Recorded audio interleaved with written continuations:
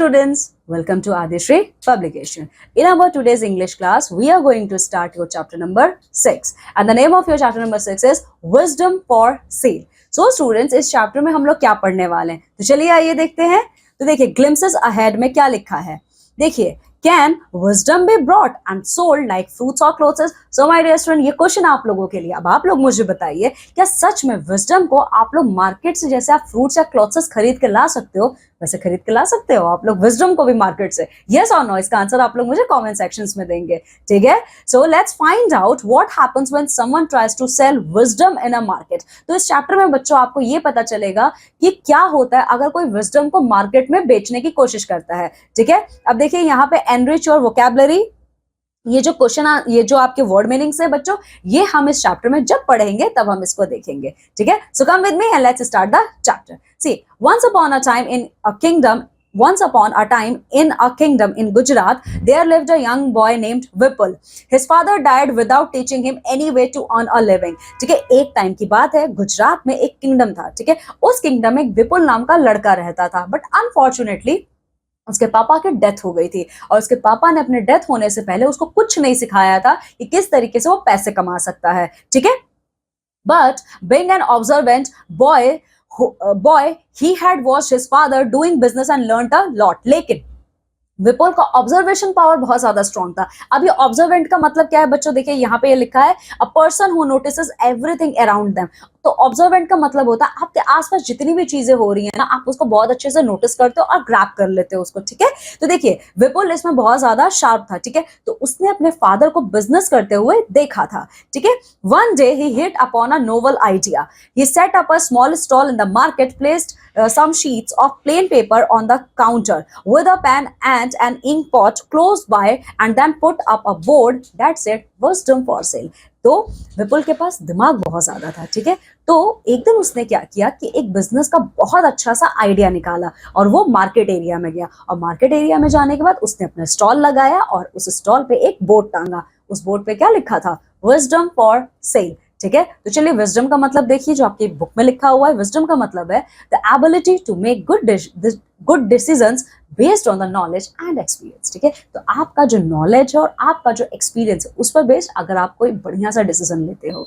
ठीक है, तो चलिए, तो बोर्ड पे क्या लिखा था? Wisdom for sale. तो अब देखते हैं इसके बाद क्या होता है. तो देखिए उसी मार्केट में विपुल के लगाए स्टॉल की तरफ कई सारे और स्टॉल्स थे और उन स्टॉल्स पे कई डिफरेंट आइटम्स सेल किए जा रहे थे. जैसे बांधेज और पटोला साड़ीज का स्टॉल था. ठीक है, टॉयज का था, क्रेडल्स का, चेयर्स और स्टैंड्स का था. ठीक है, और कहीं कहीं पे फूड स्टॉल्स भी था और उन फूड स्टॉल्स में फेमस गुजराती डिशेस भी जो शॉपकीपर्स थे वो बेच रहे थे. जैसे आपके खमन ढोकला, फ्राइड फरसांस. ठीक है, और साथ ही साथ मिठाइयाँ. ठीक है, लेकिन अब ये सारे शॉपकीपर्स ये बहुत ही ज्यादा ताज्जुब कर रहे थे, बहुत ज्यादा इन्हें स्ट्रेंज फीलिंग आ रही थी कि आखिर ये कौन सा ऐसा नया शॉपकीपर आया है जिसने अपने मार्केट पे ही, अपने मार्केट के बोर्ड पर ही ये स्टॉल लगा दिया है wisdom for sale. How is it possible? ये पॉसिबल कैसे है? ठीक है, तो देखिए अब सारी बातें मीन्स उस मार्केट में ये सारी बातें चल ही रही थी कि उसी टाइम भोलानाथ नाम का एक बहुत ही ज्यादा रिच मर्चेंट था. ठीक है, भोलानाथ का बेटा उसी मार्केट एरिया से जा रहा था. ठीक है, तो देखिए अब भोलानाथ का जो बेटा था ना वो बहुत ही ज्यादा परेशान रहता था. क्यों? क्योंकि भोलानाथ अपने बेटे को हमेशा डांटता रहता था. ठीक है, तो जब वो मार्केट एरिया से उसका बेटा जा रहा था तो वो विपुल के स्टॉल के सामने खड़ा होता है और विपुल से पूछता है सूछे. सूछे का मतलब होता है बच्चों, एक गुजराती वर्ड है, इसका मतलब है व्हाट इज दिस. ठीक है, तो वो पूछता है सूछे, तो ये जो तुमने बोर्ड टांगा है इसका क्या मतलब है? तो विपुल कहता है ये विजडम है. ठीक है, तो भोलानाथ का बच्चा जो भोलानाथ का बेटा है अब उसे समझ में आता है ये तो मुझे बहुत बढ़िया तरीका मिल गया. अब इस विजडम को मैं खरीद के अपने फादर को क्या करूंगा? खुश कर दूंगा, जिसकी वजह से मेरे फादर मुझे नहीं डांटेंगे. ठीक है, तब वो विपुल से पूछता है कि विपुल तुम मुझे विजडम कितने में बेचोगे? ठीक है, मैं तुमको कितना पेमेंट करूंगी, तुम मुझे विजडम बेच दोगे. ठीक है, तो देखिए अब विपुल बहुत ज्यादा सरप्राइज हो जाता है भोलानाथ के बेटे जरिए ऐसे क्वेश्चन से. ठीक है, तो वो बोलता है देखो विजडम बेचने के लिए नहीं होता है बट विजडम क्वालिटी से आता है. तुम कितने क्वालिटी का विजडम क्या कर सकते हो? ग्रैब कर सकते हो. मैं जो भी बातें तुम्हें बोलूंगा तुम कितना उसको क्विकली ग्रैब कर सकते हो और उसको फॉलो कर सकते हो. ठीक है, तो भोलानाथ का जो लड़का था वो कहता है कोई प्रॉब्लम नहीं है, तुम बस मुझे भेज दो. ठीक है, तो वो कहता है मैं तुमको ₹1 दूंगा एक विजडम के लिए, ठीक है, मतलब एक विजडम की बात जो तुम मुझे बताओगे उसके बदले में I am going to give you 1 rupee coin, ठीक है। तो देखिए विपुल ने क्या किया, एक पेपर का शीट लेता है, उस पर वो लिखता है कि कभी भी जब भी दो लोग लड़ाई कर रहे हैं तुम वहां पे खड़े होकर उसको देखोगे नहीं, ये पहला है, ठीक है। तो देखिए ये उस प्लेन शीट पे लिखने के बाद विपुल ने वो शीट भोलानाथ के बेटे को दे दिया। उसके बाद देखिए क्या होता है, Bholanath thanked him, happily folded the piece of paper and tucked it into his turban, ठीक है।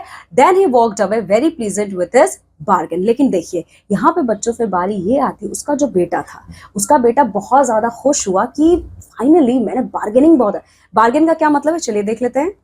ये देखिए बार्गेन का मतलब है यहाँ पे बच्चों bought at a lower price. Bargain का मतलब होता है सपोज आपको किसी ने बोला 10 रुपीज, लेकिन आपने बोला नो 10 रुपीज नहीं, आप 5 रुपीज में लोगे, तो आपने 5 रुपीज अपने बचा लिए, वही है बार्गेनिंग पावर, ठीक है। तो भोलानाथ का जो लड़का था वो बहुत ज्यादा खुश हो जाता है कि फाइनली मेरे इस पावर से, इस बार्गेनिंग के पावर से मेरे पापा अब मुझसे खुश हो जाएंगे, ठीक है।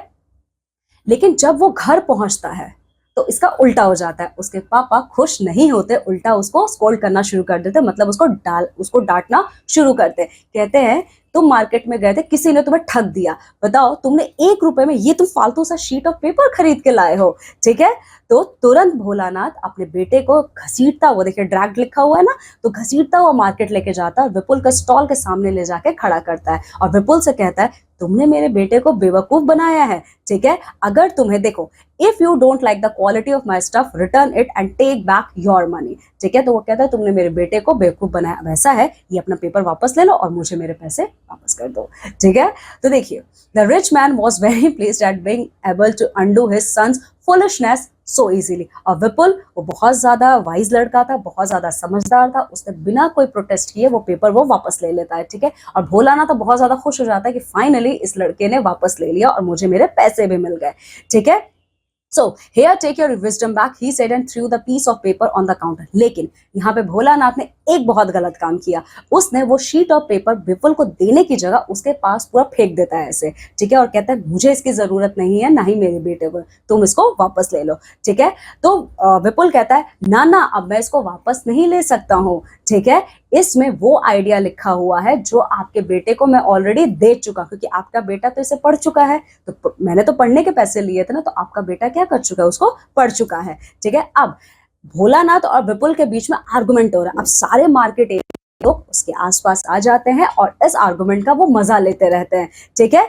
चलिए देखिए अब आगे क्या होता है। अब देखिए बच्चों इसी तरीके से विपुल लास्ट में बोलता है भोलानाथ से कोई बात नहीं आप ले जाइए, आपको पैसे चाहिए थे, मैंने आपको पैसे दे दिए, ठीक है। तो भोलानाथ अब अपने घर वापस आ जाता है। अब वहीं दूसरी तरफ बच्चों, वहीं दूसरी तरफ क्या होता है, उस राजा मतलब वो जो किंगडम था, उस राजा के 2 वाइफ थी जिनका नाम था रूपमती और तारामती, और ये दोनों वाइफ ना हमेशा एक दूसरे से लड़ती रहती थी, ठीक है। और ये क्यों लड़ती थी, इनके लड़ने का मेन रीजन था नौकर इनके, ठीक है। एक रानी के पास एक नौकर था और दूसरे के पास 2 था, ठीक है, तो इसीलिए वो हमेशा लड़ते रहते थे, ठीक है। एक दिन बच्चों जब भोलानाथ, ठीक है, वो जो मर्चेंट थे, जो बहुत ज्यादा रिच मर्चेंट है, वो जब किसी मार्केट से जा रहे थे तो उन्होंने देखा कि ये जो 2 मेड्स है ना, ये आपस में लड़ाई कर रही है किसी वेजिटेबल वेंडर के यहाँ पे, ठीक है। सो उन्होंने वो कुछ नहीं कर सकते थे, वो अपने सामने झगड़ते हुए देख रहे थे पर वो कुछ नहीं कर सकते थे क्योंकि उन्होंने विपुल को एक प्रॉमिस किया था। तो बच्चों विपुल को उन्होंने क्या प्रॉमिस किया था, विपुल ने वो पैसे देने के बदले में एक प्रॉमिस लिया था भोलानाथ से उसके बेटे से कि आप कभी भी किसी 2 लोगों को झगड़ते हुए देखोगे तो कभी इंटरफेयर नहीं करोगे आप, ठीक है। तो विपुल को दिए हुए प्रॉमिस की वजह से भोलानाथ बिल्कुल चुप रहते हैं, ठीक है। अब देखिए क्वींस की जो ये कंप्लेंट थी ये मेड के लड़ाई के ऊपर जो कि मार्केट एरिया में हुआ था, ये राजा तक पहुंचती और राजा तक ये भी बात पहुंचती कि भोलानाथ ने ये सारी चीजें देखी थी। तो राजा क्या करते हैं, भोलानाथ को वो बुलाते हैं और कहते हैं कि मुझे सच सच बताओ मार्केट एरिया में क्या हुआ था। अब भोलानाथ तो बहुत बुरा फंस गए, ठीक है। तो वो क्या करते हैं, his father could not think of anything either and so finding no other solution they went to Vipul to see if he had any wisdom to offer. Vipul said that he had but this time it could cost him more, ठीक है। तो विपुल के पास वो जाता है और कहता है कि देखो मैं तुम्हें इसका सोल्यूशन तो दे दूंगा लेकिन इसके बदले में तुम्हें मुझे और पैसे देने पड़ेंगे, ठीक है। तो वो कहता है ठीक है तुम मेरे से 500 सिल्वर के कॉइन ले लो लेकिन मुझे इसका सोल्यूशन दे दो, ठीक है। तो Vipul told Bholanath to pretend to be mad, and when the king was unable to make any sense of what he said, he would let him go, and the queens too would not angry with him। तो विपुल कहता है कि तुम ना पागल होने की acting करना, ठीक है। तो जब राजा तुमसे कुछ पूछेंगे तो वो तुम्हें पागल देखेंगे, तो ना वो तुम पर गुस्सा करेंगे ना उनकी रानियां तुम पे गुस्सा करेंगी, ठीक है। तो देखिए, अब जो ये रिच मैन था, इसने क्या किया, इसने 500 सिल्वर कॉइन्स दे दिया और विपुल के बताए हुए एडवाइस को पूरा फॉलो कर इससे वो बच गया। ठीक है, तो अब जब राजा को ये पता चलता है कि इस पूरे विजडम के पीछे जो भोलानाथ के बेटे ने किया है, इसके पीछे विपुल का हाथ है। ठीक है, तो वो विपुल को क्या करते हैं, 500 सिल्वर कॉइन्स देते हैं और विपुल को कहते हैं कि think deeply before you do anything. Okay, मतलब देखिए, अब राजा भी बहुत ज्यादा विपुल से खुश हो जाते हैं, वो उसको और पैसे देते हैं और कहते हैं कि तुम भी मुझे विजडम दो। ठीक है, तो विपुल कहता है कि कभी भी कोई भी काम करने से पहले बहुत अच्छे से आप उसको सोच लीजिएगा। ठीक है, तो राजा उसके पीस ऑफ एडवाइस को बहुत अच्छे से संभाल के अपने पास रखते हैं और अपने पूरे पैलेस में हर जगह ये पीस ऑफ एडवाइस को लिख के वो टांग देते हैं। अब कुछ मंथ बाद बच्चों राजा बहुत ज्यादा बीमार पड़ जाते हैं, तो उनकी जो रानी थी रूपमती, वो राजा को मारने की कोशिश करती हैं। ठीक है, तो वो क्या करती हैं, डॉक्टर की हेल्प से वो राजा की मेडिसिन में पॉइजन ऐड कर देती हैं जिससे राजा मर जाए। ठीक है, तो देखिए, अब डॉक्टर राजा को मेडिसिन देता है और ये वेट करते हैं कि राजा उसको पिए। अचानक से बच्चों जो राजा थे उनकी नजर उस लिखे हुए बोर्ड में पड़ती है कि कुछ भी करने से पहले आप सोच लीजिएगा। ठीक है, तो राजा क्या करते हैं, बहुत ज्यादा सोचते हैं कि मुझे ये ड्रिंक पीना चाहिए, मतलब ये मेडिसिन पीना चाहिए कि नहीं पीना चाहिए। ठीक है, और जितना टाइम राजा लगा रहे थे उतना डॉक्टर को डर लग रहा था। ठीक है, तो वो डरते डरते अचानक से एट लास्ट उसने सारी बातें राजा को बता दी कि ये कॉन्स्पायर किया गया है आपके अगेंस्ट, कॉन्स्पिरेसी है जो आपकी रानी रूपमती जी ने किया है। तो राजा को बहुत गुस्सा आता है, वो डॉक्टर को रूपमती को अपने किंगडम से निकाल देते हैं। ठीक है, ओके, और वो बहुत टाइम तक वो राजा अपने यहाँ पे रूल करते हैं। Now do you know who his most faithful and wise minister was? Well, none other than Vipul himself. तो बच्चों आप बता सकते हो इस चैप्टर के एंड में क्या होता है, राजा का सबसे ज्यादा वाइज मिनिस्टर कौन था? विपुल था। ठीक है, so my dear student, now what moral of the story we are going to get from?